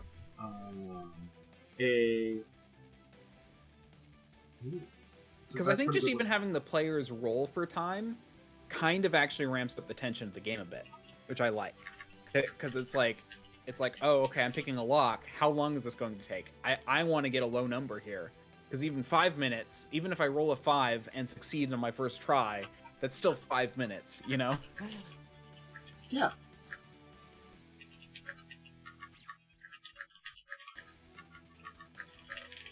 It's interesting because, like, I think when we consider time, we start with, like, oh, how many minutes does this take for those actions, like picking a lock? And then it becomes down to hours, like hours of travel. Sometimes making, like, oh, we have to get somewhere within a certain amount of time. Oh, we took too long because we were busy doing this or this, well, we got lost for a little while, and we lost some time. Days, it's like, oh, hey, we gotta be, maybe we've got to be at a location within a certain amount of time, or even if you don't, like, have, like, that kind of thing, like a time constraint that way, it's sort of like, something might be happening within a certain number of days, and it expands up that way. And yes, usually the larger numbers are bigger, I think, story beats, they tend to be, but they do exist. No, I agree.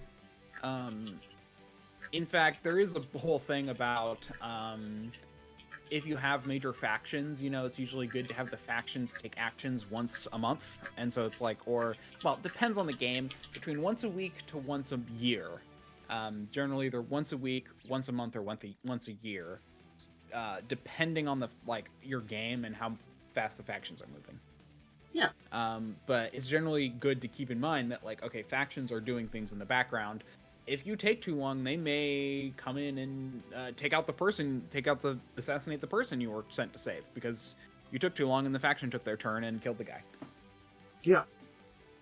It's looking at, it is that entirely important. It's that entire important thing that when we talk about it is your world is a living world, no matter what kind of game you're running, You have to consider the various actions that are going on in that world, and it's like when you're telling a good story, you want to kind of be like, well, these things are happening as my players do something. And when we talk about it in this case, using the time metric, this is a very good way of showing that off. You can show off that, things happen, people make plans, villains or stuff do stuff as you do very easily just as part of a story. But, also, players have to consider they'll do the same over time. Take too long, make too many mistakes in certain ways, they still also might get those things done, regardless of your success or failure. And I think that's also an important kind of way to look at, like, time. Going back to that small thing of, like, the guard. I'm the guard. I'm, like, coming back from my patrol. Well, maybe you don't want to get noticed. Maybe you're breaking into a place where it would be probably really bad if, you ended up, having to kill someone or injure someone. Stuff like that.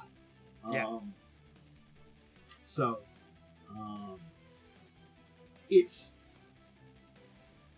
You, as a player, really do need to keep track of to a degree. It's, again, I don't think it's critically important to have, like, an exact calendar time clock down. in most situations, usually most of these times that something like this comes up, it comes up for that point in the story. It's like, oh, hey, guards patrol here, you know how long it takes. That's a point in time that's just been introduced for this point. It's most of the time not as important. It's sort of like you have to be ready to introduce and explain when time will matter to your players so they can react appropriately. Or at least let them know when time should be tracked. I think that's the other thing too. It's like, and that can come up to things like downtime too. Oh, you have a certain amount of downtime. What are you going to do with it? That amount of downtime, depending on the system, could give you the ability to do a couple of things, to do one big thing, things like that, depending on the system you're on. And then they have to kind of get an idea of what that is, and you have to, again, you don't have to take full advantage of it. You never do for like downtime and stuff like that. But usually you want to. I can, hey, learn a new language, get a new skill, make a weapon, depending on the system. Go buy something.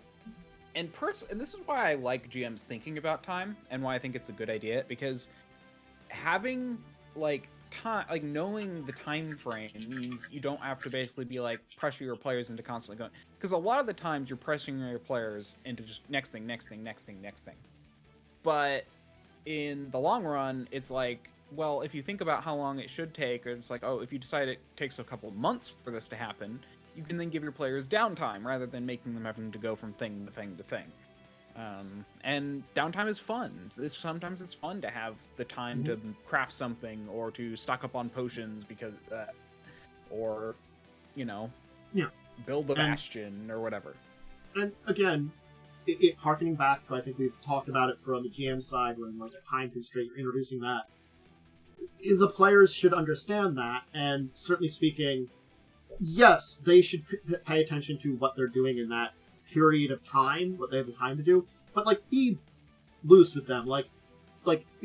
Hey, you have a month before this thing happens. What do you want to do during that month? You can talk to your players, and maybe there's a side adventure or some kind of personal story, or a lot of different things that, your characters can work on, either as individual or a team, and, that's when you want them to understand how much time they have for things, so they can make appropriate decisions that they want towards their character, towards building stuff for the game, but also, you don't, again, that's the entire thing, you don't want to hurt them too much with time constraint, because that can damage things if you're not careful. Yes. And I think keeping track of time also just helps the players know, it's like, oh, wait, we've been doing this for this long? Oh, wow, we've been adventuring for 3 weeks now. Okay. Sometimes it's interesting, just on that note. I think tracking time is important in every game, but, well, okay, no, I'm gonna take that back. It's important in most games. I think, any long-term campaign, it's important. Yeah. Longer campaigns have the problem of time will go by, usually. And you have to understand how much time that is. Mm-hmm. I think it's sort of something I think it was the last two big campaigns I had, which were very long campaigns. We sort of tracked time. There were places where there was time constraints, but the overall tracking of time, I don't think was particularly great, because there was not a real need for it. It was pretty it was very much the adventure goes hard for day after day, for day to day, and you in general only have occasional 1 or 2 days to rest. But then we had 3 weeks of, you gave us 2 to 3 weeks to a month of downtime in between each adventure. Mm-hmm. Depending. Although there were some that were less. Some of the stories flowed into each other in different ways. Yeah. A lot of the later ones rolled into each other a lot more immediately. Yeah, but there was a lot of traveling with them too, also. But again, you were getting that point in time where you're just not getting time for it. Yeah. You eventually reach that point in time where you're Mm-hmm. Also had enough money to where crafting wasn't important. Also, crafting in Pathfinder 1E is annoying because you have to take like 10 feats to make it work. Crafting in 1E is definitely much more of an NPC thing. It's not impossible as a PC, it's just not like the most thing, I feel like, just from the way it's built. Yeah, I mean, it's not in... Crafting magical items in 2E is also not recommended, at least good magical items. It'd still take you like half a year to craft, a level 17 item at level 17. Mm-hmm. So it's like, it's still pretty ridiculous. But if you're going to craft,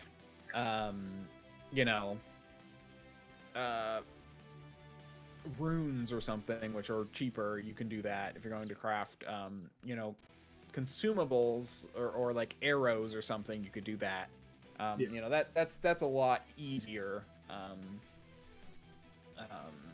It really depends on, a lot of what you're going to do with the time. And I think things like downtime versus, like, I guess, we'll call it, like, work time or adventure time, like, stuff that's related to the overarching story. Like, downtime, I feel like, is a lot more, like, personal a lot of times. And, the overarching big story beats has a time frame sometimes that you work within and figure out. So again, like, I think time for a player is just as important as time for a DM. It's just that, you have to respect it in what you're doing and plan it. And not let it, not necessarily ignore it. Again, different games might be more important than others, but it's one of those things that you definitely have to kind of like keep in your back mind at very least, if it's not something that you have to pay more attention to. But yeah, I think if you have multiple campaigns or multiple to use like multiple chronicles in your to use Chronicles of Darkness term in your game, then it's important to count time. If you're doing like one story adventure, basically if you're like looking at it from the Pathfinder turn in the Pathfinder books, or like what would be one book worth of adventure, if that's all you're doing, then you might not need to keep track of time. If you're doing multiple books where each one has its own arc, then it is important to keep track of time. The moment you add one more, I think it's important. Like, I would have liked you to keep track of better time in that game, but I also recognize it wasn't entirely important, but it would have been nice. I feel like I did a little bit better of a job of that early on. As we're getting deeper into it, and like a lot more like... And there's a lot more burnout. Also, I think like it was becoming harder because it's sort of like, for me, the way they presented the story, it like was like, how much time was supposed to have passed? I'm like, that was my kind of question, is like, they presented things in such a way that I'm like, I don't think I had that much time pass, and there's supposed to be this much time passing. I just got to this point where I was like, time passed. Yeah, and that was hard, is that it kind of, the way the books were, it's almost like it assumed a certain amount of time passed, but didn't tell you in between adventures. I really have to dive into some second edition adventures and see how they're that much better written or not for this kind of shit. To be fair, they've got to be better written, at least in the sense that, like, at least encounter-wise. And I think it might have been I don't know if it was Extinction Curse, or there was one of them that I was playing through that I got to like book 4 or book 5 of second edition adventure before we had it ended, because of personal stuff for people. But playing through that one, I was a player, so I got a good sense that time was going by, but there were some aspects that we weren't paying attention to as much, just because I don't know why we didn't dive into them for some of the things. Like, there had been actually, like, I think some management systems for a fortress we had taken over, but we didn't really get deep into that. I don't know. It's kind of interesting. We didn't do a lot. I thought we would have done more. Yeah. We did. Yeah, so I also want to talk about the other side of time where I actually, as a GM, don't think you should make everything happen on a schedule. Don't force your players to chase the clock all the time. Yeah, true. Like, don't basically, because that's the thing is, like, I mentioned, like, faction turns, and yes, factions should be important, but also don't, like, make a plot start when the players arrive. Like, it doesn't have to be, you know, this is going on, you know, it will, this, like, you know, the, dockmaster will, get in the face of the captain of the guard when the players arrive, you know, rather than at the time you specified and the players didn't arrive and therefore they missed the whole plot because they didn't get the one hook that you planned the one time at the one day. Yeah, like, that's definitely the DM side of, like, don't punish your players with time, you know, unless specifically there's a good story reason behind it. Like, you know, that entire thing of, like, oh, this army's on the march and will arrive at this place within a month.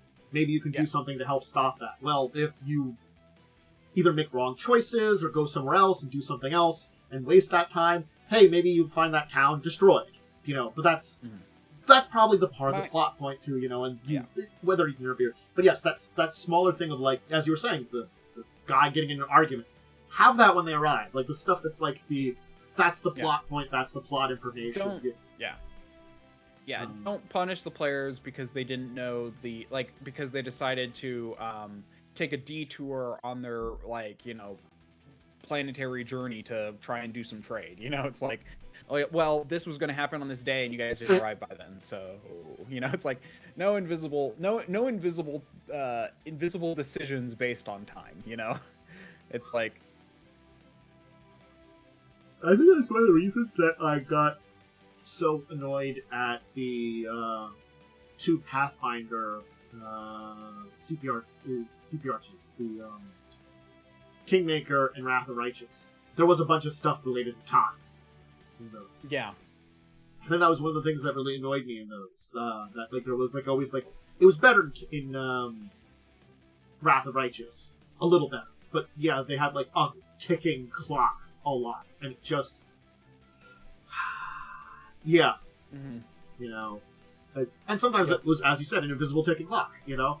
Yeah, and that's the thing is if you're going to use time to motivate or to, like, do or to if you're going to use time as an important point, do not make the clock invisible. Let the players know how much time they have, or that they need to arrive before a certain point. Even if they arrive slightly late, you're like, oh, well, it was later than you thought, you know? It's like, you know, it just basically, it's like, make it so they can make an informed decision about trying to travel there. Also make it so it's their own decision, not like, oh, you, like, you know, I mentioned rolling time before. Don't make it so it's like, oh, you rolled a 6 on your time, and so you didn't make it. You know, it's like, make it their decision. Like, their decisions should be what affect how quickly they get there, not a die roll. Yes.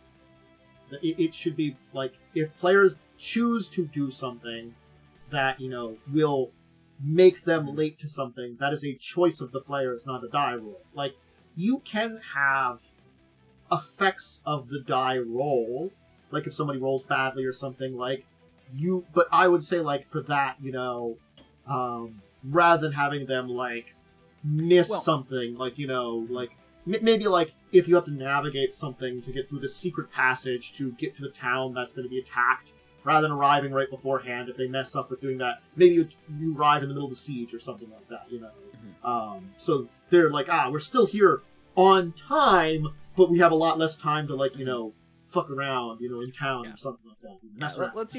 Let's use the rolling time example, and it's like, okay, it will take you, you know, 1 day to get there, or you should say, like, or no, it'll take you 1d6 days to get there, but if you take this detour, that will be 1d3 days, and then you have to take 1d6 days to get back to the other place, meaning now you're risking it, because you only have 7 days to get there. So if you roll poorly on both, but that's your decision, you know? Yeah. You could still get lucky and be able to do both of those, but yes, then that's you're weighing the decisions on that and the chance of a dice roll on their choices. So, like, if you giving them that option, that, hey, you might be late if you do this here. This is how long it generally takes, kind of things like that, stuff like that. Then, if they choose to risk a die roll, then that's their choice. Again, it's putting it down to that choice of risk, Yeah. If they want to risk it, that is totally up to them, but make the decision clear so that way they can choose to risk it or not. Yep. Don't basically say, oh, you need to get here in 6 days. It takes average 3 days and average 3 days. And they're like, oh, okay, well, if it's average, then we'll get there in average. And then it's like, oh, I rolled behind the scenes and now you arrived late, Yes. Wahahaha! You have arrived late! You will never be able to do the thing that you were supposed to do. Wahahaha! Yeah, no. I think it's important to make sure that, again, time is a useful tool. It keeps your players honestly in line in a lot of ways. But don't hit them in the face with it and make them make choices based on time. Just like, present them with problems that might happen if they choose to ignore time, Yeah, make the world run, but don't make the players, basically, it depends on the kind of game you're running, but, like, if you're doing a player-centric plot, then it's important to make it so time should only matter when the players need it to. If you're doing, like, a faction-centric plot, where it's like, the players are a puzzle piece in a larger, scene, then time can be a very important thing, and sometimes the not acting can be a consequence. It depends on the kind of game you're trying to run. Definitely. There's a lot of interesting style of games out there, and every time you run a game, the way that it will run is going to be different. You just have to keep these little facts in mind when you choose to run it, and it's that thing of your choices then have to be basically expressed to your players so they understand what they're getting into. Also, it works in a lot of different things. It works for time. They should know, like, oh, hey, there will be, like, you'll have a schedule for certain things going on, in the game. So, just keep that in mind. It doesn't have to be, like, super major stuff sometimes, but just that they know something's going on, some time might matter, that kind of thing. It's good.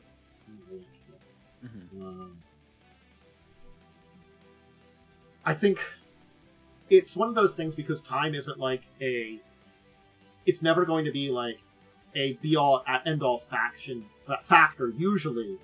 It is something that you don't necessarily have to tell your characters or your players at the very beginning of the adventure. You can say, like, but it could be like, hey, with what you're doing, there's like a little bit of time constraint coming up. So keep that in mind. The actions and directions you're choosing to go with the adventure have kind of added this in. So just, hey, buddy, everybody, keep that in mind. You've set up this thing that we have to kind of pay attention to a little bit of time now. Yeah.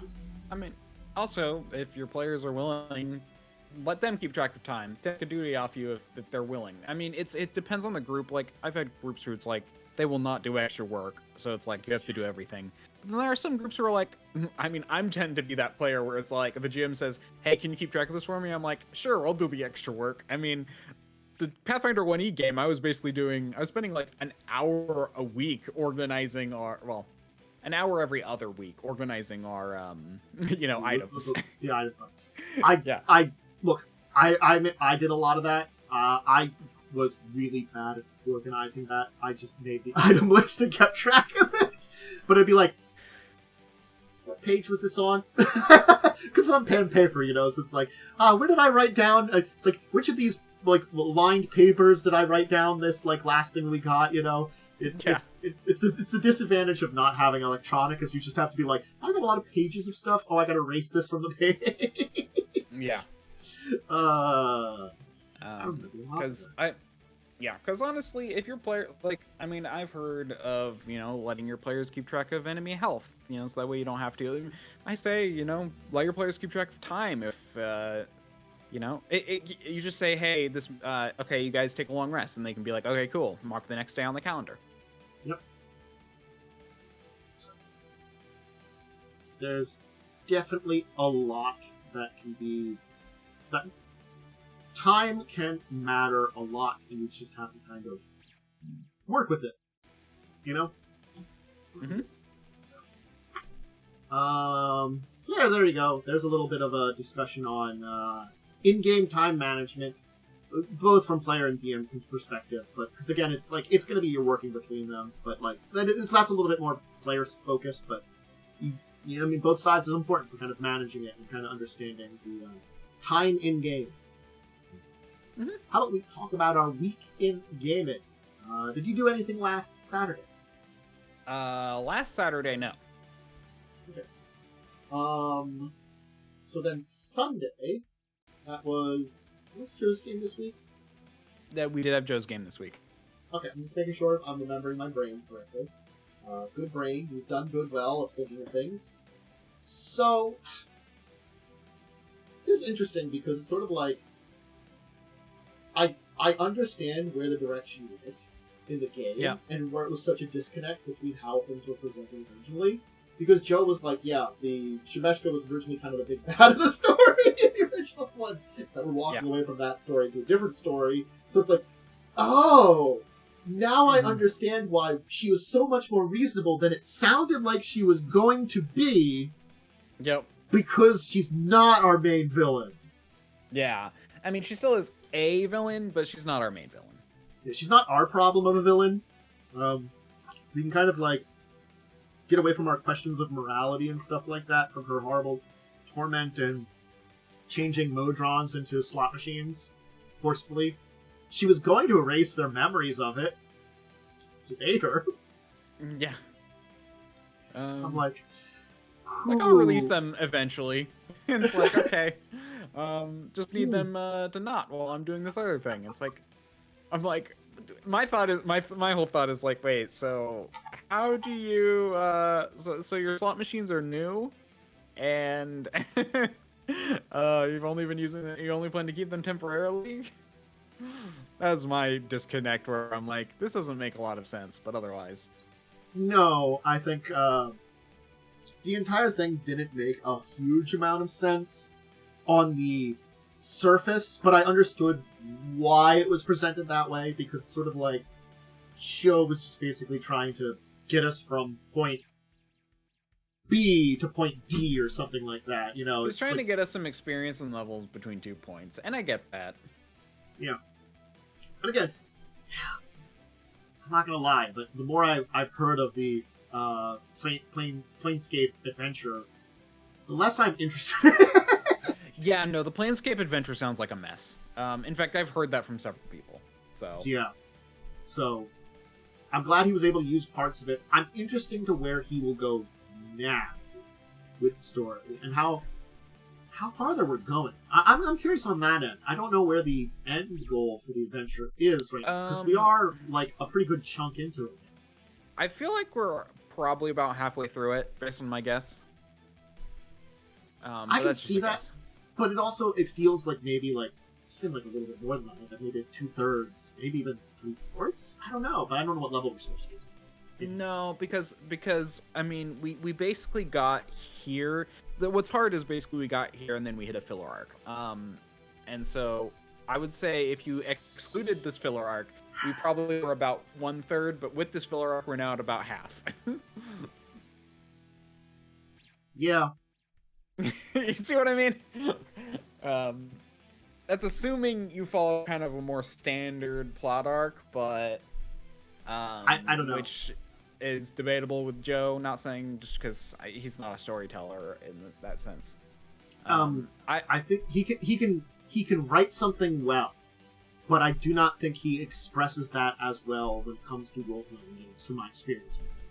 So, like, he has a good story. I'm sure he has a good story in mind, but had his expression in the game, I don't know. Yep. It hasn't been bad. I've had fun. But it's just like it's been weird. It was a weird moral quandary kind of adventure part of it. It was like, this is just wow. This is interesting. Yep. So, anyway, so I guess we got the Modron problem sort of solved. I don't know. I mean, we have to prove to her that we are lucky by winning her games, and then she'll trust that we have the luck to pull through what she wants us to do.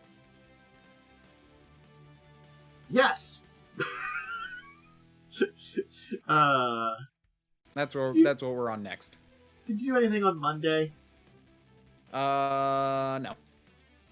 Tuesday, I had Momo's game, where we're getting towards the end of it, and it was... There were two parts of the game.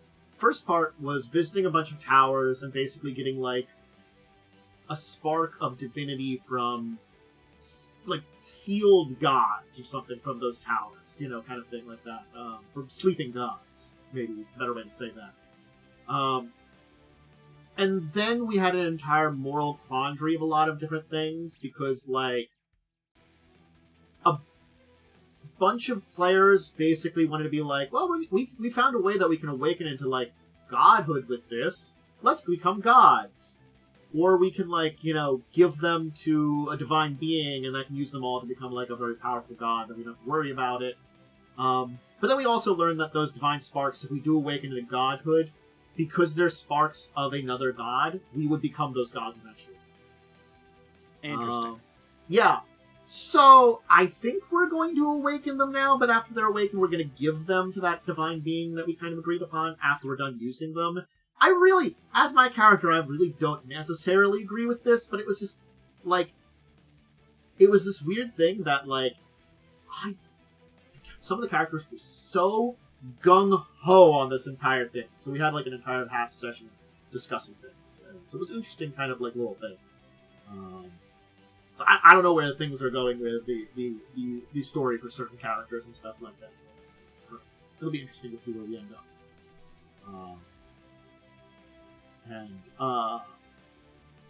Personally, it's one of those things is that, like, I feel like it was a little bit of a damned if you do, damned if you don't kind of choice, and I do not like the decision that we made, but, you know, it's the entire thing of what can we best do to fight some kind of horrible divine being, you know, semi-divine being. So, I don't know. Interesting song. It was a fun session. Kind of hard to describe there, but it was like a lot of talking and like discussions of like moral quandaries of possible divine ascension and stuff like that. So, sometimes those choices aren't good, and you have to figure out how to use them. You know, especially when they led to like the downfall of civilizations. Before ascending to demigodhood isn't what it's cracked up to be. At least not in this one. Anybody did you do anything on like Wednesday, Thursday, or Friday? Because I didn't really do any tabletop yet. So. I mean, I did do something earlier today. You did today. I was waiting for that one. I was saving that Yeah. one. I was just thinking for something else. No, I I don't didn't do do anything else. So yes, you did something earlier today.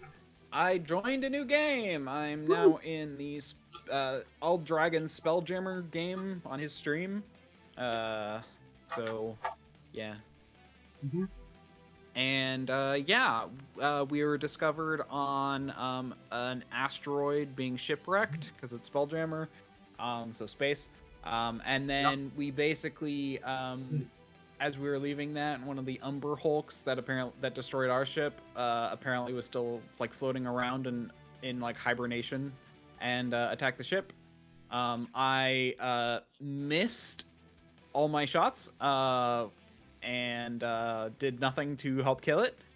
I didn't have anything prepared because I had I was thinking back, and I'm like, you know, if we were stranded on here, I would have just prepared cantrip rather than other actual useful spells, because cantrip can, you know, make little sparks and stuff. Cantrip is a first level spell in 2e, but that gives you the ability to do random stuff for an hour per level. I both love and hate 2e. I remember it fondly, but I also remember there's a lot of quality of life that we got post to. Yeah. So that's what. So cantrip is basically an extended prestidigitation. That's also a little bit more free because it's basically as long as it doesn't replicate another spell, you can do whatever the frick you want. Yeah. There's also a few other restrictions, but yeah. Yeah, so that was my thought is like, because, flavoring food is on there. And I'm like, yeah, I would definitely do that if we're rationing stuff. Because might as well add flavor to the moldy bread you're eating, That's definitely something that you can, like, that's what my thought was. I'm going to prepare 2 cantrips for each day because what else am I going to use this on? Might as well use it to flavor food and potentially signal people if they come by with, flashes and jumps and waves and stuff. Do you have a cleric? In our group, yes. Oh, good. Then you can heal. Yes. In fact, I think we have 3 priests. 3. I think, I think they're half priests, but and we have a paladin as well. It's just the remembrance of it's like, how much healing was it? It was like 1 hit point per day of rest or something awful. Yeah, like it's bad. That. Yep, it's bad. Look again. 2 quality of life. 2 if you spend the entire day bed rest. And yep. Bed rest. I do like a good 2E, but quality of life definitely occurred a lot of additions post that. Yep. Yeah, no. In fact, he's basically just like, everyone heal up. You have like 10 days till you get to the next area, and you have plenty of healers. I guess that's a good thing about Spelljammer because there's a lot of time in between. You can do that very easily. Just say like, yeah, no major events happen. You just you're good. Mm-hmm. And then we spent a while discussing where we were going to go once we hit the sphere. We are now in Grace. We entered Gray Space. Oh, we also had to deal with shipworms, basically. I call them that because that's what they remind me of in real life, but they're basically little leeches that burrow into your ship. But they apparently siphon magic from the helm wizard, and then use it to cast at you. Cast at people who try and pry them off. So. Spelljammer. I do love you, Spelljammer. Like, I miss that we didn't get a really good Spelljammer to 5. Yeah, well, that's because I now realize the reason that it was so bad is because they basically just did realm space, and then they apparently just didn't even do everything in realm space. They like limited what there was significantly. And the reason Spelljammer won't work in current edition is because they don't expand on any other setting. I think it's also that they don't do a lot of the different ways that because they made it that you traveled to astral space instead of the Phlogiston. Yeah. Which, I mean, thematically they are the same. But astral space is supposed to be something completely different. It's more planes hoppy because it's supposed to be, you're not technically planar traveling in Spelljammer because you're figured out a way to like go between material planes. Yeah, you go between the crystal spheres. Yeah. Yeah.